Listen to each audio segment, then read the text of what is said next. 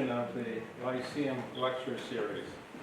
So I'm going to save our tonight's program presenters until last and just give you a little teasers about what's coming up this coming year and what remains to be seen for the year we're in right now, 2025. So on November 12th, Carol Whittier will be back to give us the third in a series of History is Served.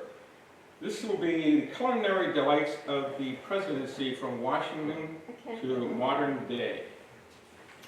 Then on December, and we're gonna violate our own rule here, and we're gonna actually have a program in December. We said we weren't gonna do this. This is a little bit different. It's a video. This is a video is Dreaming of a Jewish Christmas. It's a PBS documentary done in 2017, and it's about American songwriters, many of whom were Jewish, and they wrote some of the most iconic Christmas songs that we still hear all the time, every Christmas. So that's going to be, that's a video. In March, I will be back to talk about the USS Monitor. What? Another ship? Yes, I'm going to talk about that. Right? So this is the Civil War ironclad that changed naval warfare forever.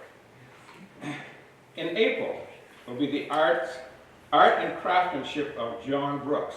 John Brooks is an artist, and he's the husband of our bridge minister, Jamie Boyle. He has quite a resume. I'm not going to go into it here tonight because we want to get to our presenters tonight. In May, Toyce Whittier, Brian Whittier, will talk about John Greenleaf Whittier in poem and song. In June, Vicki Keskinen will do a program on Mary Magdalene, a follower of Jesus Christ and one of his disciples, the first person Christ appeared to upon his resurrection.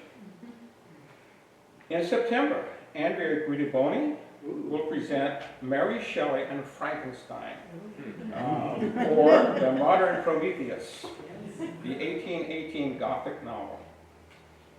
In October, Paula Gregory will do a program on the Ware collection at the Harvard Museum of Natural History. This is commonly known as the Ware Collection of Glass Flowers. It's well renowned. Sounds very, very interesting. We'll be looking forward to that, I'm sure. And that will bring us to November of 2026 when Carol Whittier will be back to give us another program on food.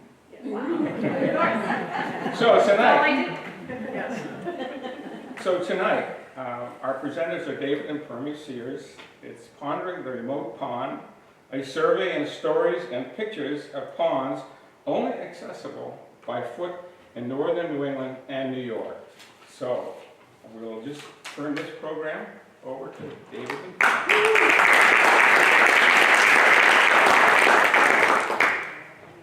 So what is a remote pond? I think we should start with the definition. To my way of thinking, you can't get there except on foot. And for the most part, that means at least a mile walk. Not always, but mostly. The photos are our own. However, we are not photographers. We took them as records of places we enjoyed. So if you are a professional photographer, be prepared. Finally, when I started this, I had a list of about 140 remote ponds we have visited. So for every one we visit tonight, there are about 5 that we could have visited. There are a surprising number of them. Now I'm going to ask you to play a game with me. I'm going to ask you to shut your eyes. Imagine that you are in your sleeping bag, in the tent, or in the lean-to, 30 feet or so from the shore of a pond deep in the woods. As you drift off to sleep, there are no sounds until the middle of the night.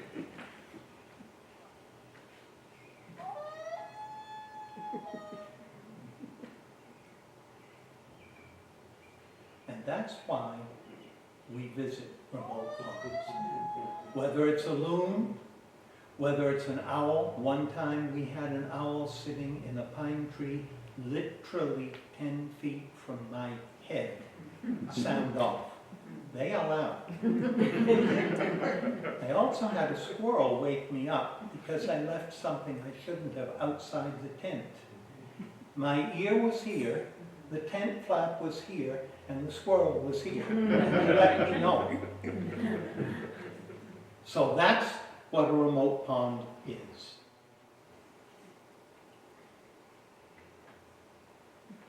We will visit approximately 29 ponds in 5 states. It took us 170.8 miles of walking to reach these ponds. There are photos. The presentation is Becca's. Thank her. Maine. Russell Pond and Wasaticook Lake in Baxter State Park. On North Basin Pond, also in Baxter. Partridge and Ducktail Ponds, Amherst. Forbes Pond on the Scoodit Peninsula. And Speck Pond in the Mahoosic Range. Oh dear. North Basin Pond is accessible from the base of Mount Katahdin from Chimney Pond. And we walked in there and we had a picnic. And that's the view. And we turned around and there was a black bear wandering down the trail towards us. The only escape was up that. Fortunately, the bear wasn't interested and ambled on.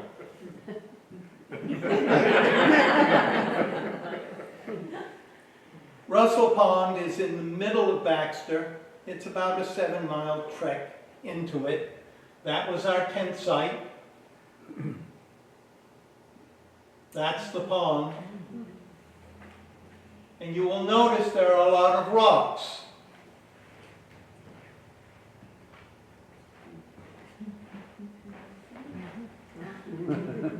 That was one of our visitors. But even more than that, we were in the canoe out on the pond because you canoed from our site over to the end to get water. It was the only place you could get water. And there was this lovely rock. I went over to thinking I'd step out on it, only it raised its head. Shortly off from Russell Pond is Wasaticook Lake. It is a large body of water, and you can walk around it. It takes probably about 4 or 5 hours to go all the way around it.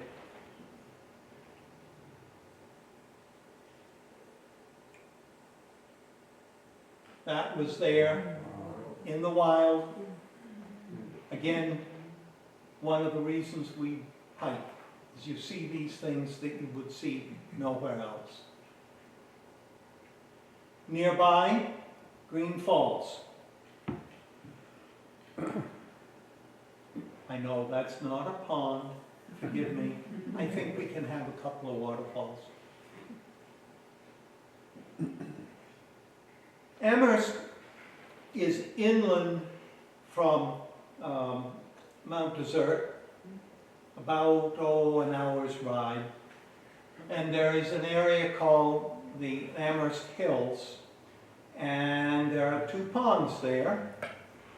Ducktail is one of them. Ducktail Pond is one of my very most favorite. Ducktail and also Partridge. They're about a half-mile apart. That's the exit water. Sometimes it's like that and you have to kind of jump across, and sometimes it's dry. The grasses, I could take pictures of just the grasses at ponds.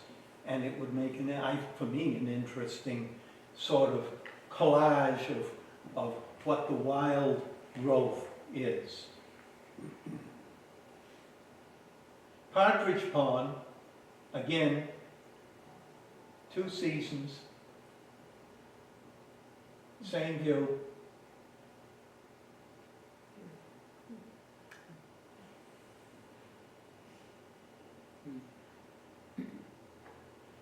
Partridge Pond has a dike.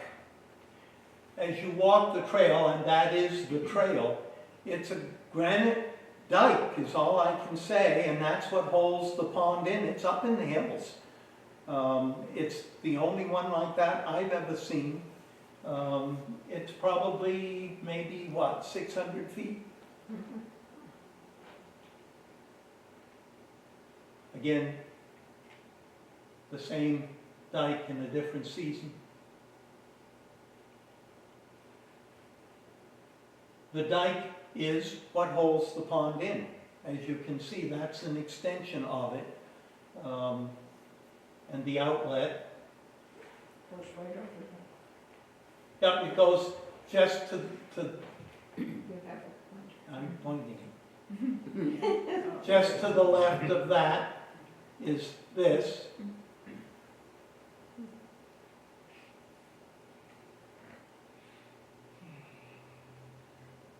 Oops. No, sorry. All right, I'll get it right. This is my first attempt at this sort of thing. There you go. Why did they go back? I think you jumped back several. Yes. All right. That ledge goes out into the pond. I've never swum off of it, but I was tempted, but it's cold. There's the ledge. A big boulder sits on it.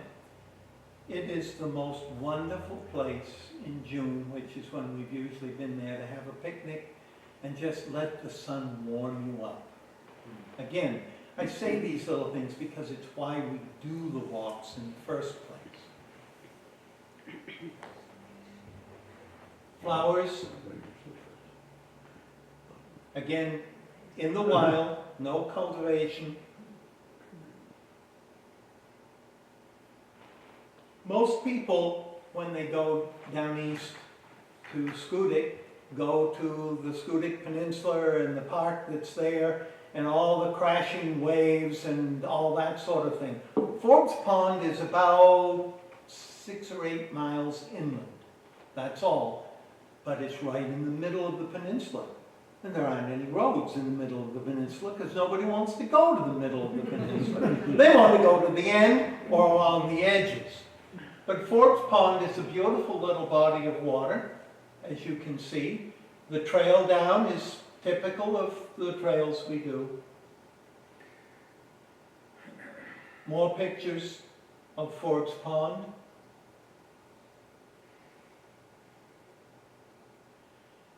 Now we get into the mountains. This is in the Mahoosic Range on the New Hampshire line.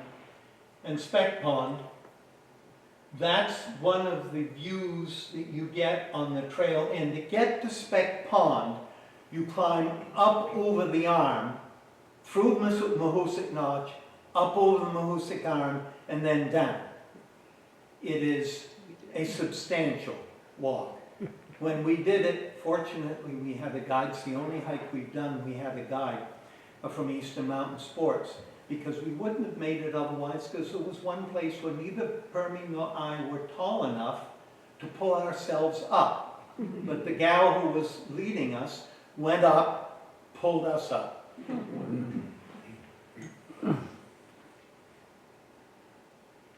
That's the notch. And typical of the trail, as you can see, it's mostly rocks. And then when you get to the top, the view looking down from the arm. And the pond down in, seen from the arm.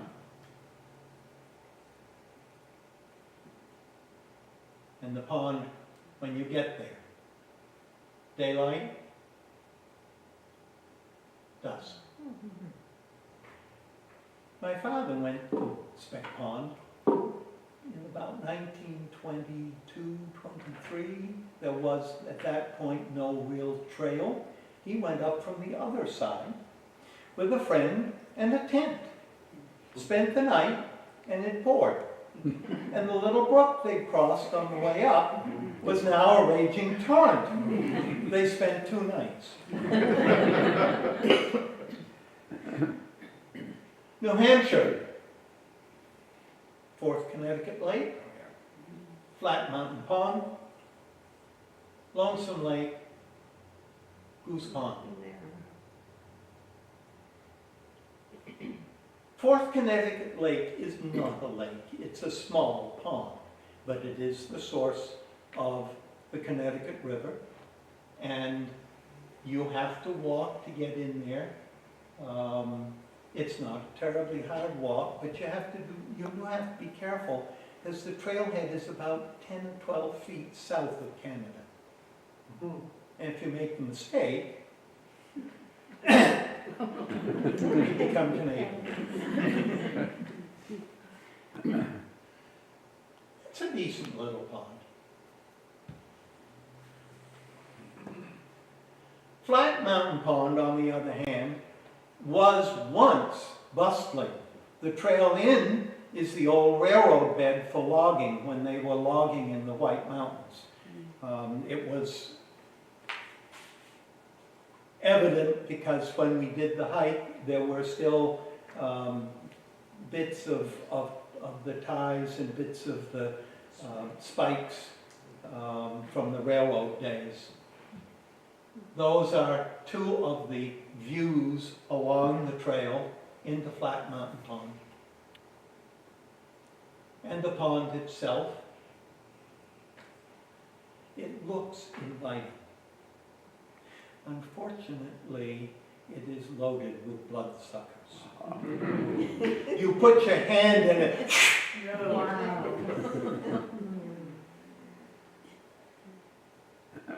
That's looking down from the lean-to that we stayed at. And that's the lean-to. I love these lean-tos. They're open. In the middle of the night, if you wake up, there's nothing between you and the natural world. That's like the little loon that we started with. Lonesome Lake.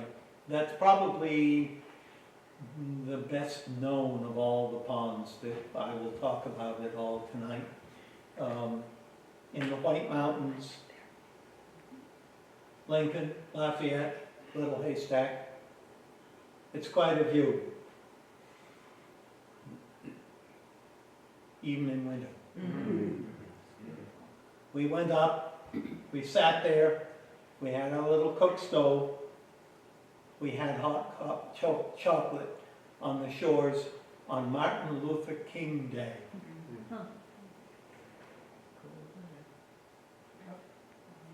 It was 12. That's the beginning of the trail. That is a picnic table. That gives you an idea of the depth of the snow the day we went in. It's probably the longest snowshoe walk we've done. But it was worth it. I chose to show Goose Pond because not all remote ponds are remote. This is in a park in Keene. It's not that far from here. And as you can see, there aren't any roads, there aren't any houses. It's just a remote pond that happens to be near a big city. If you ever want to go over there, it really is a lovely little walk. Before I leave New Hampshire, I would like to add, I don't have a picture here, but I do up on the little front here, of Butterfield Pond, which is in New London area, which we walked to about 6 weeks ago, It is an absolute gem of a walk and a gem of a pond. Very remote feeling and with beautiful juts of ledge out into the pond. Vermont. Lake Pond. Skylight Pond. High Pond. Little Rock Pond. Lake Pond is in the woods just south of Lake Willoughby, which is a fairly well-known large resort lake. The last time I was looking at Lake Willoughby, it was hailing, and there was a horse in the field, and the horse did not like the hail and beat it into the barn. That's what I remember of Willoughby. But Lake Pond no longer has a trail, folks. You can't get there. The trail has been closed. But it was pretty.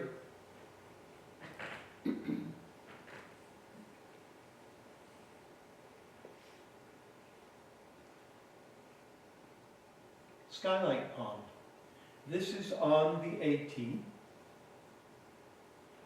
And Permie and I walked up there, enjoyed the view of Lake Champlain. I don't know if I can do this correctly. In there is Lake Champlain and the mountains and the mist. And we spent the night in Skylight Lodge. Don't you love the name Skylight Lodge? You know, it has all the amenities. A bunk. That was it. And cold. And cold. Oh, it was in the 30s when and this was in the fall. We had just finished dinner. We were about to get into our sleeping bags when a couple of young kids arrived. And they were from, what was the town? Stowe. Yeah, they were from Stowe, and I said to them, I said, well, I only know one person in Stowe, Vermont. And I mentioned the name. Oh, she said, she's our surrogate mother. I cannot begin to tell you the number of times that we have met people on the trail that know someone we know or have been and enjoyed things we have. It's incredible. And as a result, all of you know I talk a lot. I greet people. There's somebody here tonight because I spoke to them on the trail, but that's neither. That's the actual pond. It's kind of small, but it's typical of a North Country pond with all the conifers. Again, on the trail, bee balm, Indian pipe. Out in the wilds, nobody cultivating it, just beautiful.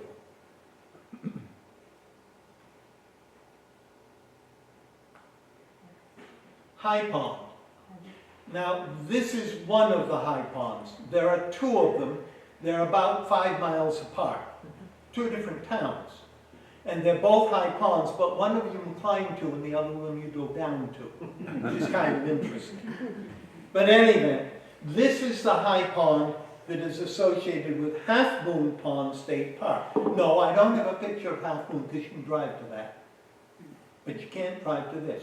You drive to the state park, you walk up the road. You can't park at the trailhead. You have to walk up the road to it. And then you walk the 1.5 miles or whatever it is up to the pond. And you can see again bits of trail. That was a particularly rocky section. And then you get this.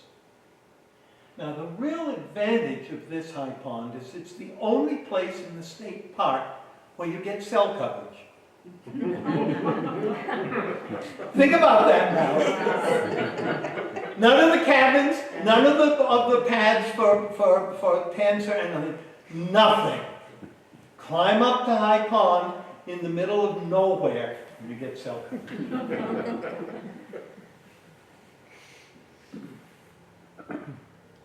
Another view. The end. Little Rock Pond. Little Rock Pond is on the AT. It is a popular destination, and as you can see, there is a trail to the hills. It's actually called Green Mountain. It's not it's in the Green Mountains, but this is from Green Mountain itself.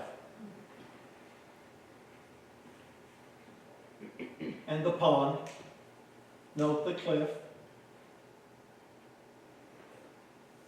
That's a panorama of the pond. When we went there, we walked over to the cliff, sat on its top, and watched the pileated woodpecker fly under us. That was in the days when they were quite rare. This was, what, 20 years, 25 years ago. Unfortunately, it was also when we learned about bug nets. Black flies. No.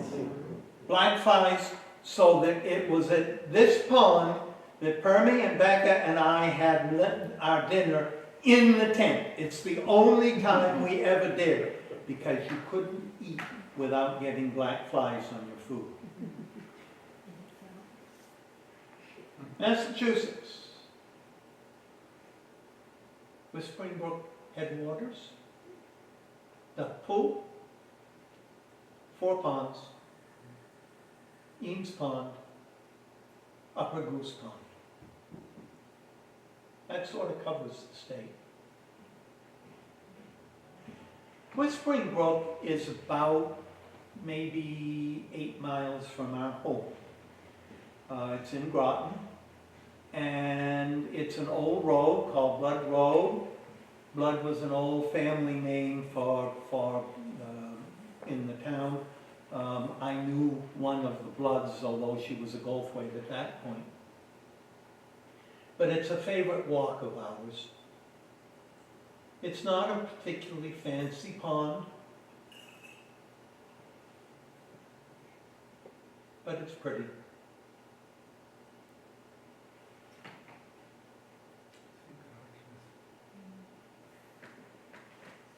And we've met a number of people walking in there over the years that have been interesting talking. Now, Duck Pool is kind of special. I don't know if you know where you are, but that's Duck Pool. And that is the busiest intersection in Massachusetts. The confluence of 128 and 24. Okay? Some of you also will know the Horse Bridge. It's often spoken on the traffic reports. If you listen to WBZ, they will say the traffic is backed up to the Horse Bridge. Well, there's the Horse Bridge. Here is this little duck pool at the busiest intersection, and it is a remote pond. There it is.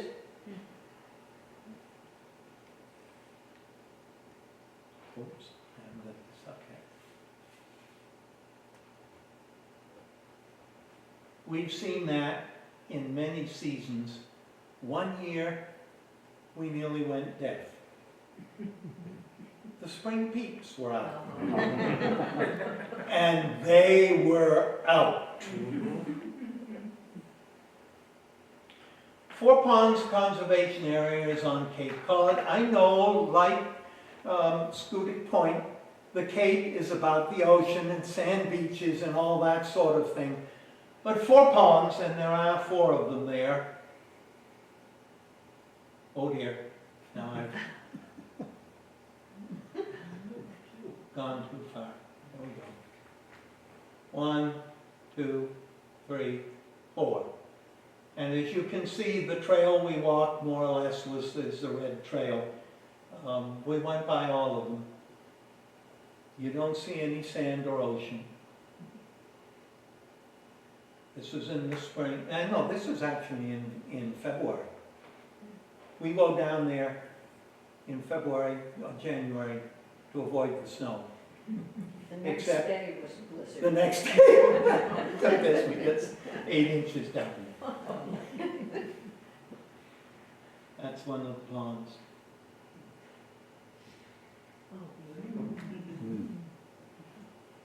They were quite tame.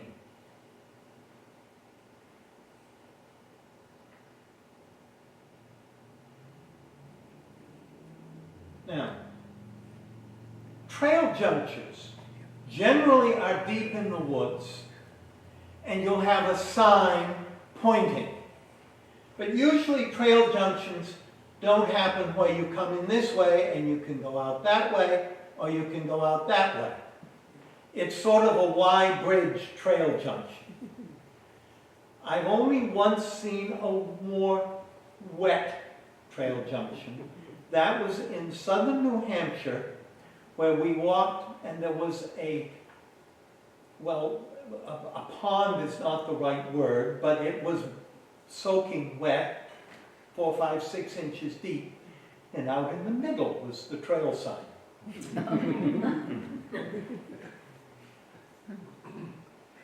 More of 4 ponds.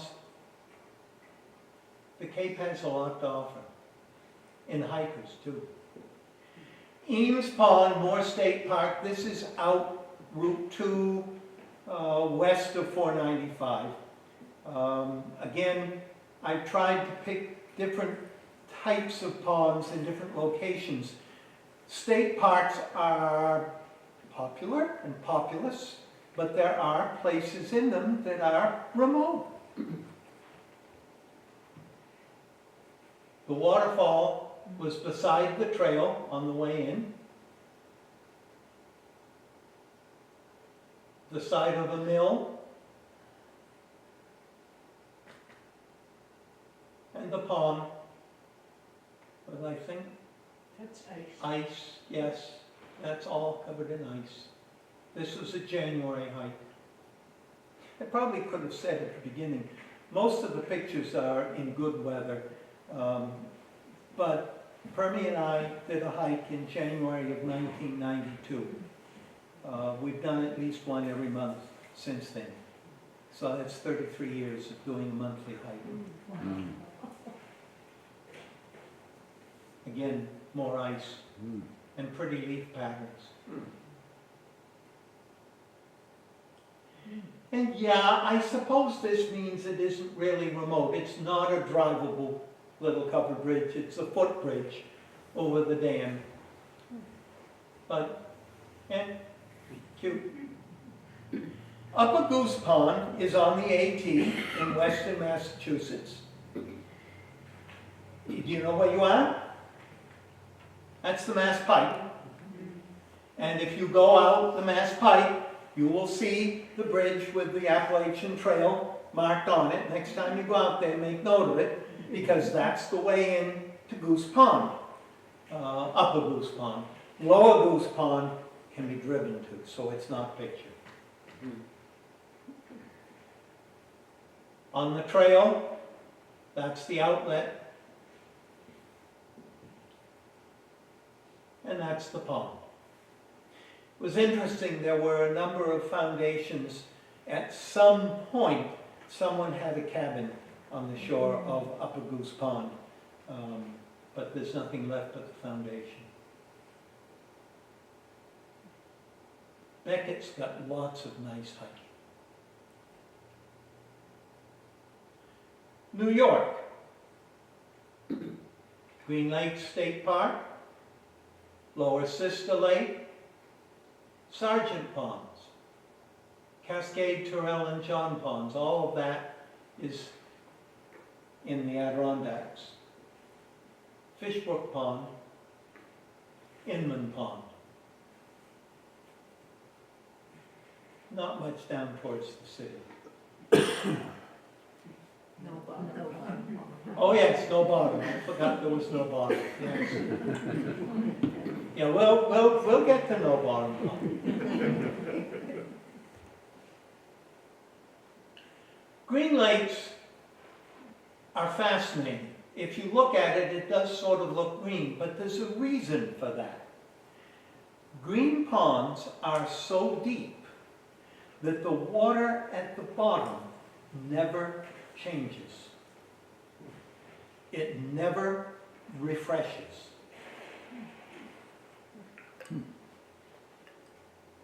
And the result is some very interesting formations.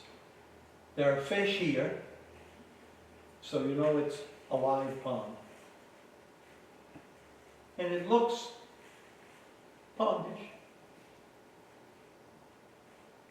But that's coral. It's a kind of coral that only comes in places where there's water that never refreshes. To my knowledge, it's the only such place in continental US, not on the ocean front, but within inland.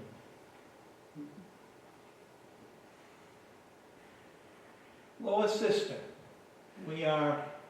this was an adventure. Let me see, I think Becca has, yes. Big Moose Lake is it's accessible by car, that's no problem. And on the shore of it is a cottage which has been used in films. Some famous movie stars have patronized Big Moose. There's Lower Sister. The road is here. That's Gull Lake, and that's Russian Lake. We started at Big Moose. It's too big to canoe. But we had the local boating people take us and our canoe as far as the trailhead for the Gull Lakes. That's where we started. That's not very remote. That's where they let us off. That is remote. You're 4 or 5 miles from where you started, and there's nothing up there. And that's where we got the Lower Sister. There was a nice lean-to with plenty of rocks and a nice little rock fireplace. And while we were there, we watched a number of satellites go over as clean as if you could put your hand out and touch them. No pollution there. That's the lake.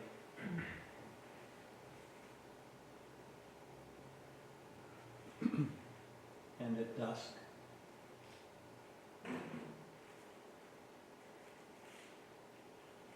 and then we went off, that's the girls. We left Lower Sister, heading for the Gull Lakes.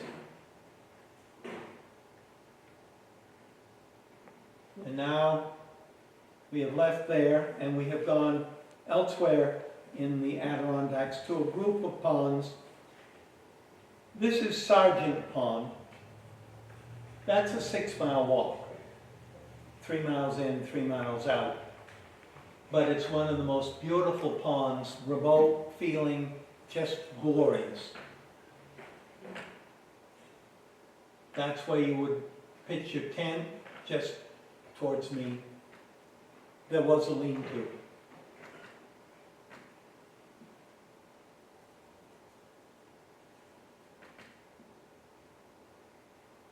Oops. I'm going to go back. Because on the way into the Sargent Ponds, there are 2 Sargent Ponds. This is the second one and the bigger one. The first one we got to, I don't have a picture of it, but we heard noises. Noises you don't expect in the wilderness, namely airplanes. And I stood there, and I wish I'd had a video because it would have been fun to have watched the seaplane land on a small pond. and let people off on the far side where there is no trail. I didn't meet with them because there was no way to get there, but I thought, what an experience to actually be not only at a remote pond, but at a place where there was no trail in or out. Now we go to Cascade Pond. It's nearby. Cascade and Terrell and John, the next two. We visited in a way that we enjoyed doing. We drove up, parked the car, got our gear, big packs, the whole 9 yards, walked into the pond, had dinner and spent the night. Got up, walked out, drove to the next trailhead, repeat. Back out, the next trailhead, repeat. They're all doable in the day's walk in and out. But as you can see, the little shelters, this particular shelter, well, this trip was one of those trips. Every night it poured. Days were fine. Night poured. And just before we were turning in, poor guy arrived. And he was going to put his tent up, but we said, no, share the shelter with us. It's the only time I've ever shared a shelter with somebody I didn't know. That's the pond. Peaceful.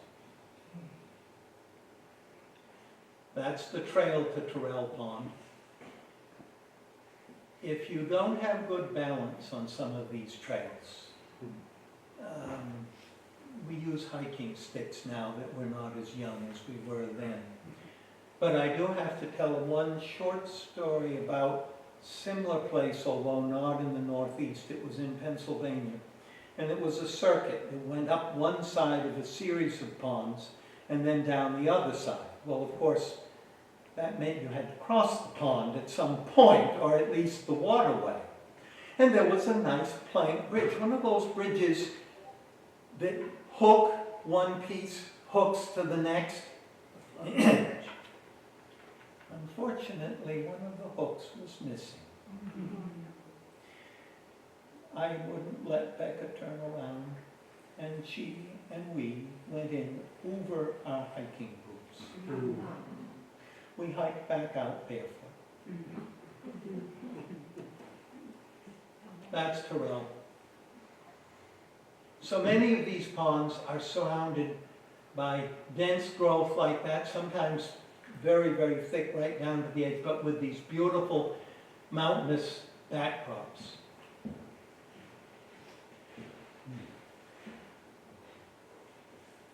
I didn't find that. John Pond. That's a nice little boat. Many of the ponds in the Adirondacks do have boats sitting there, and we succumbed. Permie and I succumbed. Our oar was a fry pan. And we got about that far and discovered that the bottom of the boat had a large hole in it. Permie rode with the fry pan just as fast as I bailed with an old Maxwell house. And we beat it hastily back. That, however, is a rock overlooking the pond. Becca and I bushwhacked up to it. I don't bushwhack in general because I don't like getting icky, particularly when you're going to spend the night miles from a shower or what have you. That's typical of us. Picnic table that's half falling apart on the shore of the pond with the Nalgene's and the cook stove. Some of the stuff is up front here. You can look at it later. Food never tastes so wonderful. We did a portion of the 100-mile wilderness in Maine. We had Spam. We had more Spam than Permie and Becca and I could eat. And as we were finishing, a gentleman came out of the trail heading out of the 100-mile wilderness, sniffing. Spam never tasted so good. He'd been on freeze-dried food for a week. That's the shelter at Fishbrook. And we spent several nights there, did several hikes off from it. The tent is up inside because the floor was more not than was. I had my slipper-type moccasins because if I get up in the night, I don't like to walk barefoot on ground that I can't see. I got up the next morning and there was a dead snake in my slipper. That's across the pond looking at the shelter. That's one of the most beautiful places I've ever been.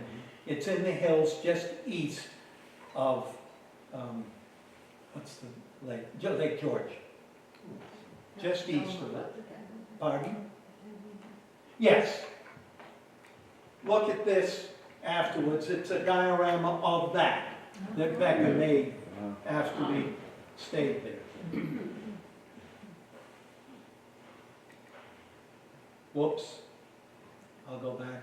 I have one more story about Fishbrook. You can see just how exposed that shelter is. We were sitting there and it had a thunderstorm. And we literally watched it come across the pond to us. You could see it. You could see the rain on the far shore. You could see it start to ripple in the water. It came all the way. Becca will kill me. She took a shower.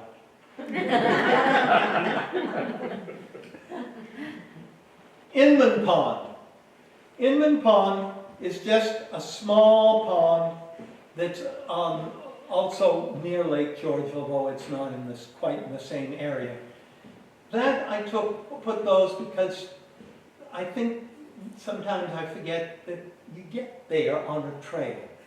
And the 170 miles that we walked to these ponds was on trails mostly like this. Most of them were not severe trails. There were some, but most of them were just lovely, lovely walking through unspoiled woods. And that's Inman.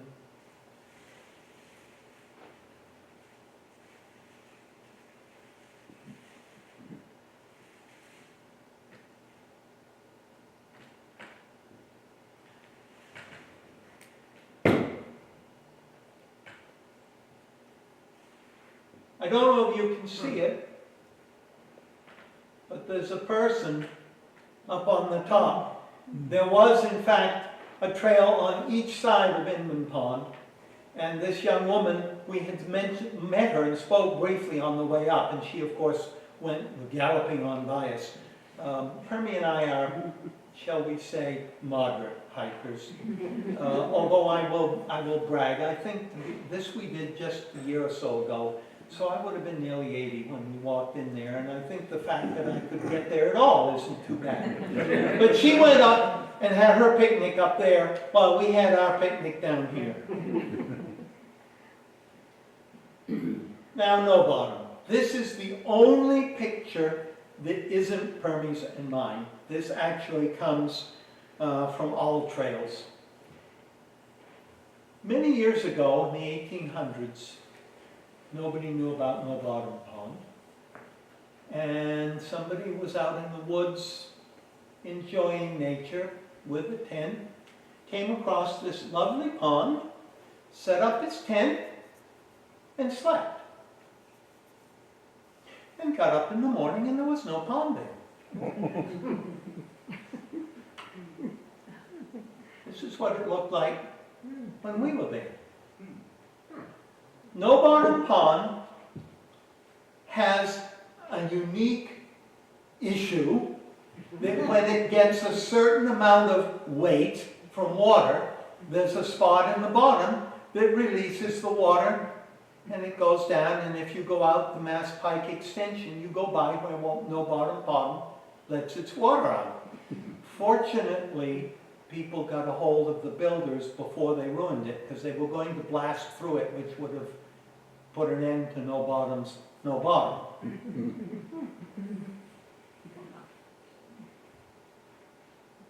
Amazing. Ponds are always different.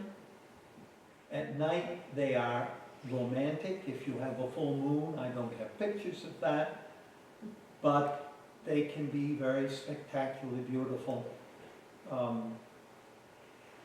It's the getting to them, and it's doing what I tried at the beginning with the loon.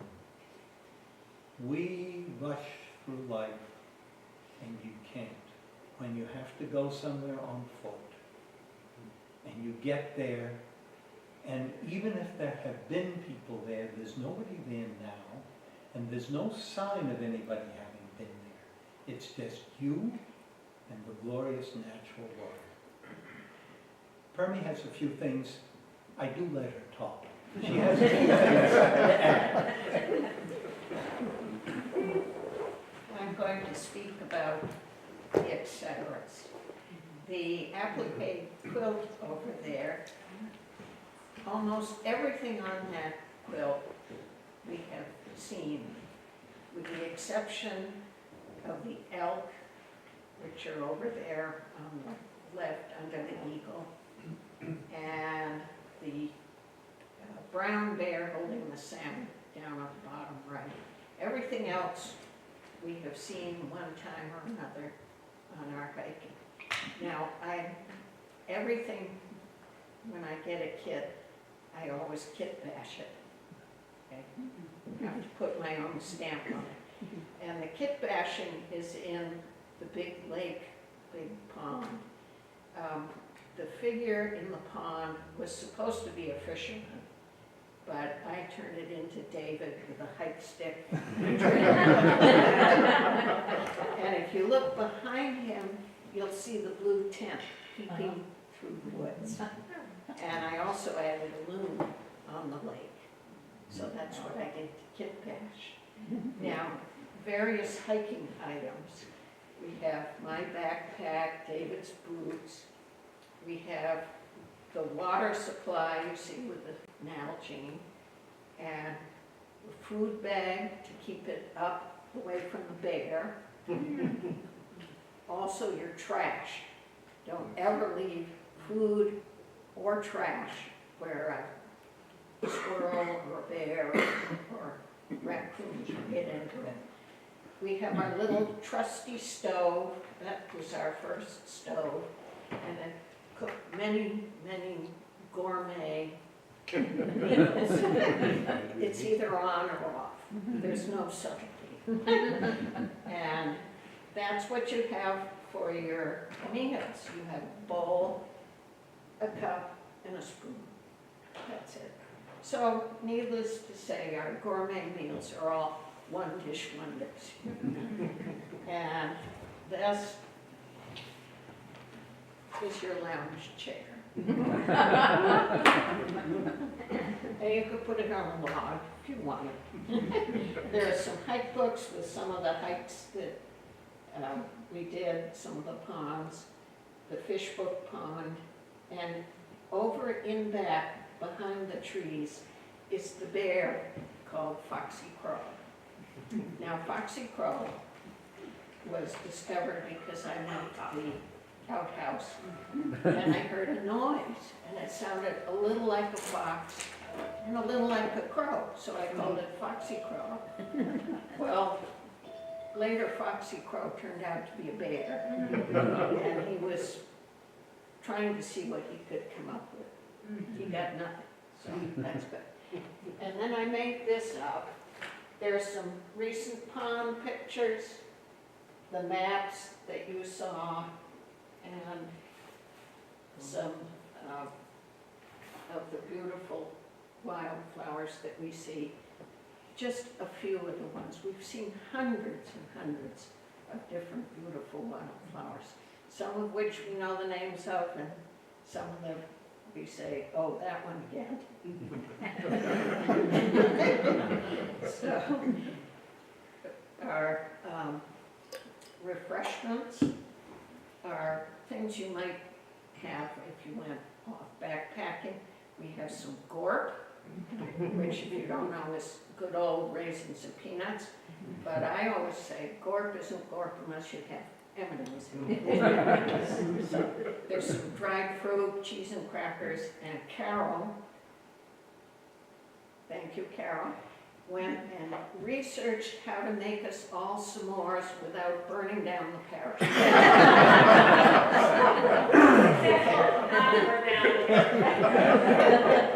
Now, if anybody has questions? I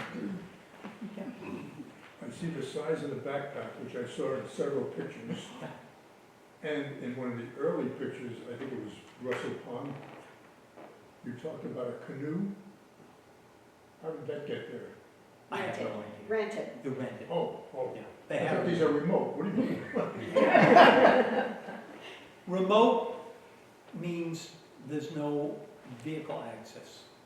All right. But a number of the remote ponds where there are shelters, okay, helicopters brought in the material, dropped it, then they built it in sight.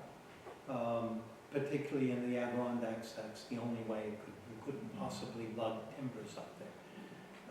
And the same is true of any boats or what have you that would be up there, would be brought in by helicopter. Yeah, Russell Pond has a bunkhouse. Yeah. If you're just going by yourself and you want a place for shelter.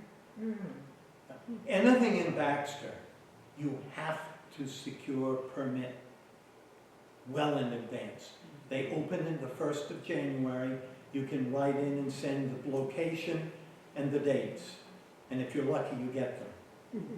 The year we did the travail of the park, I held my breath until I got permission because we had to be at a different shelter each night. And if you've got a backpack for a week in the wilderness and everything, you know, if one of them wasn't available, you were in trouble. I do have to say, I had that picture over there, which was from that trip, was on my desk at school for many years, and I had a young lady student who asked me about it, and I told her what it was, and she said, well, how did you run a hairdryer? And I explained to her that when you pack for something like that, you have decisions to make. Do you want fresh undies every night, or do you want to have a book to read once? And the book usually wins out.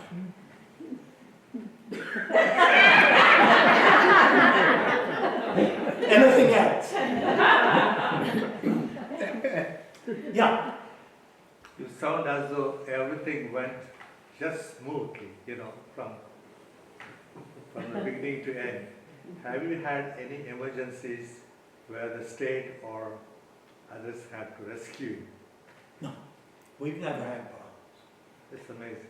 The worst we've ever done was on Mount Philo in Vermont, which is a little bump that you can drive up. You can also hike it. And we did the walk around the top, which takes about 20 minutes. And when we were done, we needed to use the facilities. Fine, excepting now we know better. We didn't say anything about meeting afterwards. And I came out, and there was no sign of the girls, so I assumed they'd gone on down, go back to the car by the trail. Only they hadn't. And they came out and looked for me, and I wasn't there. And let's just say the ride home was uncomfortable. But that's the closest I've ever come. There's one time we were in New Hampshire, and there were some bog logs, and they were terribly slippery with moss and stuff like that. And And they were up. he turned turtle. It was on my pack. Landed on his back. I could put my foot on slippery logs. I couldn't reach the ground with my hands. And you couldn't get off the logs because if you did go.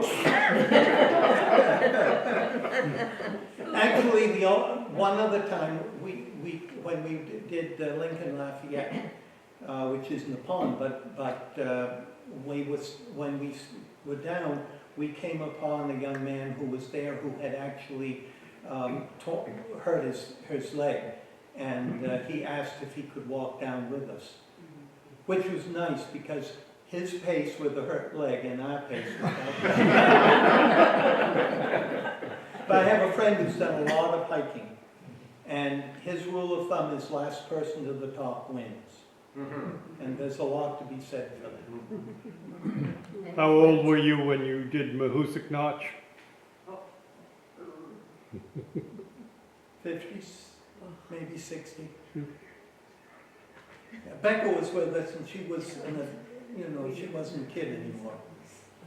It is described as the single hardest mile on the Appalachian Trail. Yes. I would concur with that.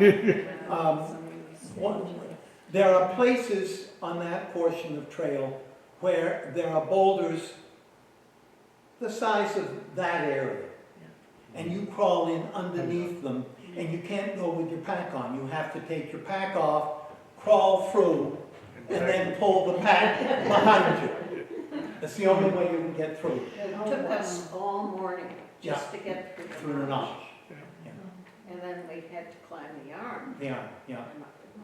There is a quicker way to get there. The second. There is a path that you don't have to go through. And when we finally got to the top of Spec Arm, and you saw the picture that I took from the top, which is glorious, I was tired, and there was a beautiful boulder, and I sat on it. The unfortunate thing was that it was covered with hemlock needles that were masquerading, covering a large declivity that was full of water.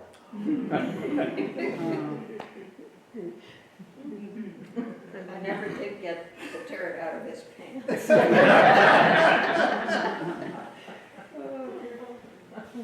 And a door. Then let's eat.